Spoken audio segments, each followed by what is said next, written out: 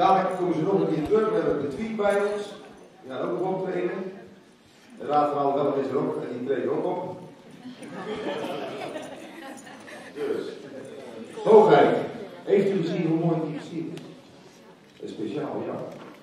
En ik heb begrepen van de burgemeester de carnavalsdagen blijft hangen. En als de ambtenaren een beetje slim zijn, want die werken niet graag, zeggen ze, laatst ook niet op jaren. Oké. Ik geef er nog vragen voor. Dank u wel.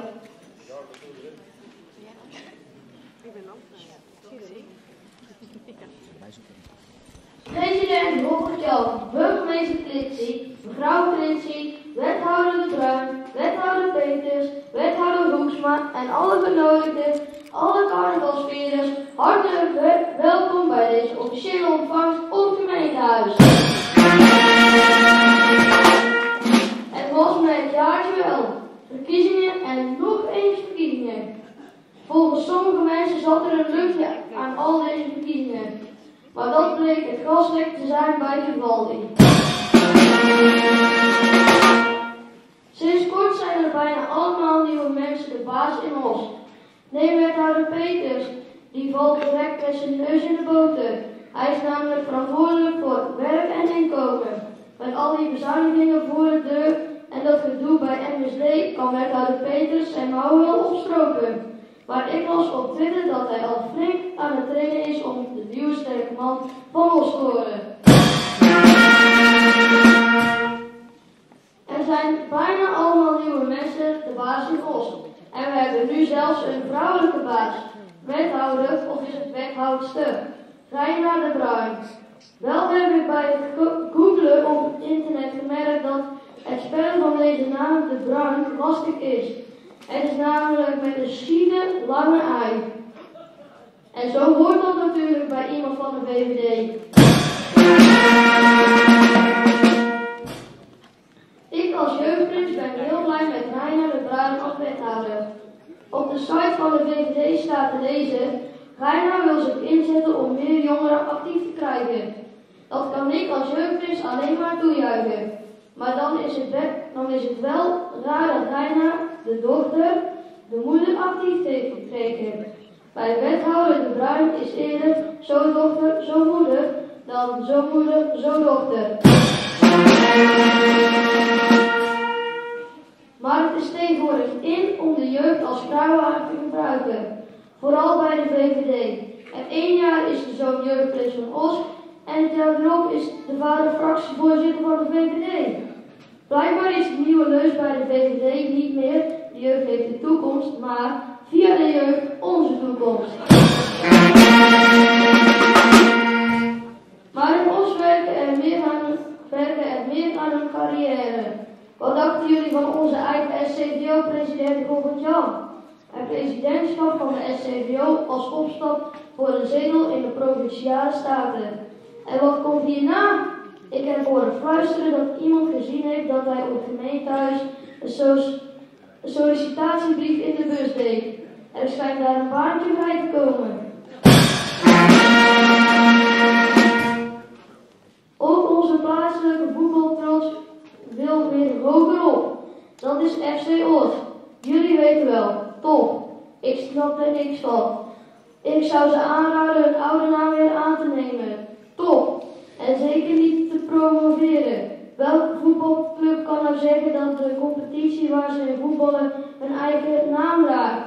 Wij zijn top en we voetballen in onze eigen klasse. De topklasse. Dat is pas naamsbekendheid.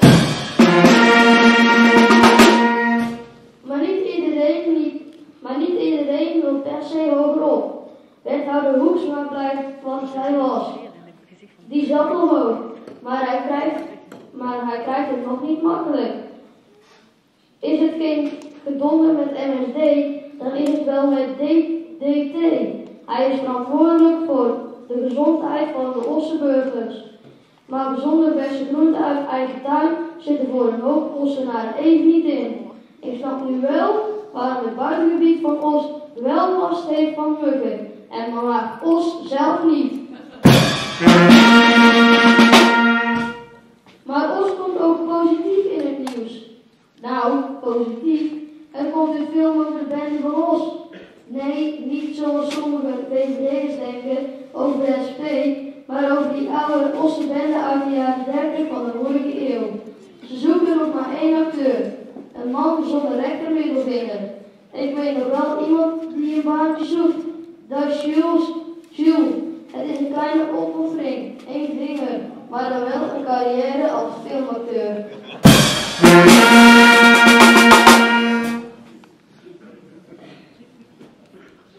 Ik ben bang dat het een zwaaijaar wordt van Os. MSD heeft een bittere pil voor Os in petto. MSD betekent Burn, Sharp en Dome. Maar als jeugdprins vind ik dat een bedrijf dat een bloeiende vestiging als Organon wil sluiten, beter Burn, Sharp en Dome kan heten. Er gaat veel in Os veranderen. We krijgen een nieuwe grote baas. Maar gelukkig gaat het niet bij ons, net zoals in Libië of Egypte. Vandaag hele volksstammen de straat op voor een nieuwe leider. In Os kwam wel tegen één burger naar een inspraakavond voor de nieuwe burgemeester. Ik vind wel dat die mevrouw direct tot ereburger van Os moet worden genoemd. Waarschijnlijk dachten de meeste Osse burgers, het komt ook goed. Ze vinden wel weer een nieuwe burgemeester die hopelijk net zo goed is als u, burgemeester Kritsie. Of ze denken, we plaatsen wel een advertentie voor een nieuwe burgemeester op de Osse Marktplaats. Kopplein Os.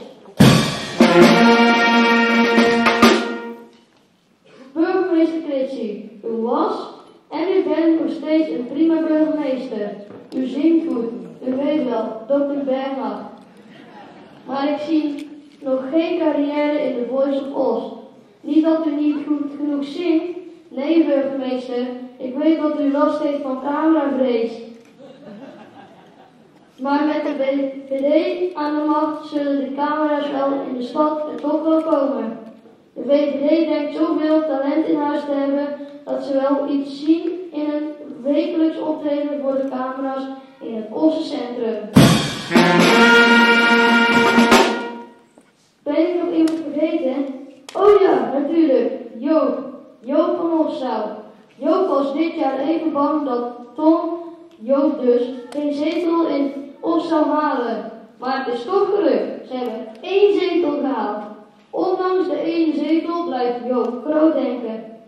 Kijk maar op de website van makelaardij Joop. Daar staat, wie zijn wij? Wij zijn Joop. Het lijkt koningin Beatrix wel. Op deze treurige dag wil ik u toch een eind aan breien. U denkt natuurlijk, treurige dag. Ja, ondanks het carnaval is het toch een beetje een treurige dag. Dit is de laatste keer dat ik als jeugdprins op bezoek ga bij burgemeester Kritsie. Volgend jaar ga ik wel op bezoek bij de nieuwe burgemeester. Maar ik kan me niet voorstellen dat ik door de nieuwe burgemeester net zo hartelijk ontvangen word. Als ik al vele jaren door u verwelkomd ben. Burgemeester Kritsie, ik wil dat u ook hartelijk bedanken voor al die mooie bezoeken hier op het gemeentehuis.